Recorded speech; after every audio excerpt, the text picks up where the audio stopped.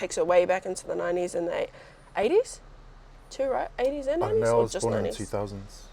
Oh, okay. What's up? So we've actually come to visit one of the homies, actually the homie, Ra, or aka Rahira, a fellow thrifter, someone who I really respect in this game, someone who has been an awesome peer. Kia ora koutou, my name's Rahira, but I go by the homie Rao online. Yeah, I got into thrifting when I was a baby. I like to say I'm a third gen thrifter. Even now it's still something that I do with my nannies. Now it's taken me into, I guess, a bit of a business world, and that's where I met Joran and many of the other resellers and things like that. And I just knew she would have a lot of clothes and I knew that she'd be an awesome person to come and visit and check out her wardrobe. So these are like, I guess, one of my favorite things, which is why I have them out here, because it makes me happy in the morning. Some of my grail pieces would be like things like my Cookie jersey, and I got that one from Jordan at Thrift Schools. I would say made famous by the notorious B.I.G.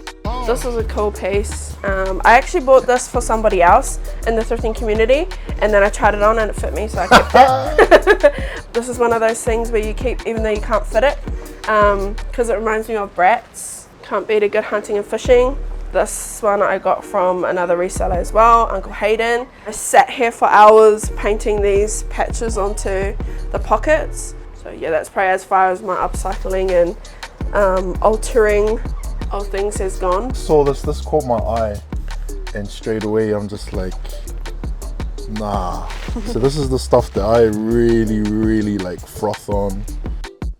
There's a couple of my favorites, and it's AOP style. AOP meaning all over print.